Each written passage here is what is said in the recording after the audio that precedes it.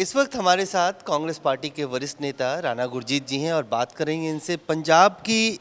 Sir, कानून व्यवस्था को लेकर सबसे ज़्यादा खबरें दिल्ली तक आती हैं। लॉ एंड ऑर्डर एक बहुत बड़ी समस्या है पंजाब की, क्या कहेंगे? क्या हालात आउट ऑफ कंट्रोल हो चुका है? बिल्कुल, इसमें कोई दो राय नहीं। चोरी,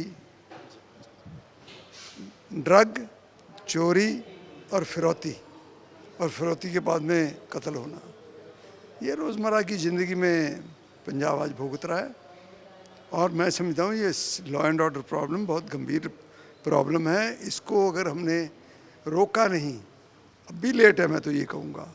ये तो सख्ती से ही काम चलता है और पुलिस की, प्रशासन की और सियासी लीडर जो आज राज कर रहे हैं पार्टी, उनका दोष ठहराऊंगा मैं, उनको दोष। कहते हैं कि हम कार्रवाई कर रहे हैं, देखिए ड्रग के खिलाफ कार्रवाई कर रहे हैं।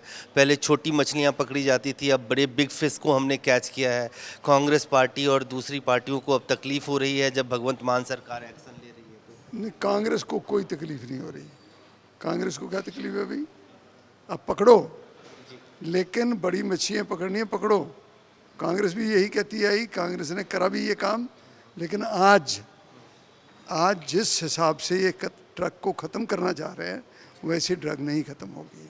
ड्रग पे बहस तो करवाई नहीं, और अगर बहस करवाई जाए तो उसमें से अच्छी कोई बात कोई करता है तो उसको उसमें से उसको एक्सेप्ट करो और लागू करो।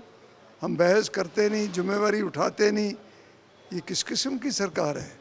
ये सरकार फैसला ले रही है किसानों की भलाई के लिए, लैंड पूलिंग कर रही है। आप लोग उसको लैंड ग्रैबिंग बता के जनता को गुमराह कर रहे हैं। बिल्कुल बिल्कुल, बात आपकी सही है। इतनी लैंड और किसानों को 20-20 साल, 15-15 साल रुकना पड़ेगा इसके लिए। क्या किसान इनके लिए रुकेगा? लैंड पूलिंग, देखिए लैंड पूलिंग बहुत अच्छी बात है, कहीं 500 200, लेकिन ऐसे नहीं। क्या प्लान बना रखा है? जब प्लान बनाओ, जिसका दिल करेगा देगा, जिसका नहीं दिल करेगा नहीं देगा।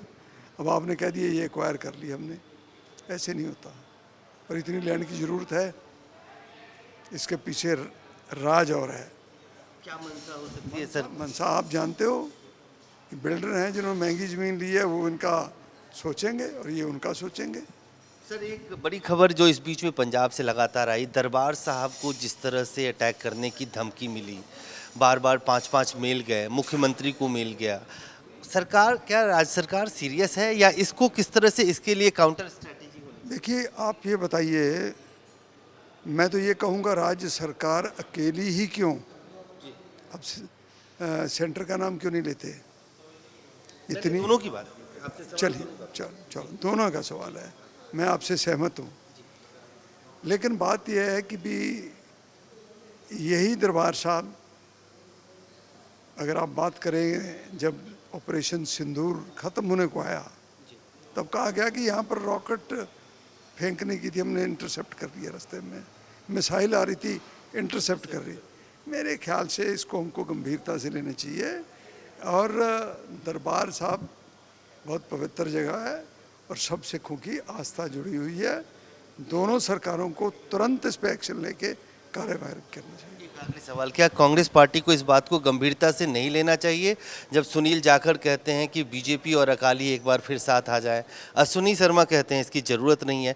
क्या कांग्रेस पार्टी 2027 में अगर ये दोनों पार्टियां एक साथ आ जाती है तो उसको कितना खतरा? भाई ये बीजेपी का और अकाली दल का मसला है, हमने क्या लेना? वो इकट्ठे हों अलहदा हो, ना हमारे कहने से इकट्ठे होंगे और ना ही अलहदा होंगे।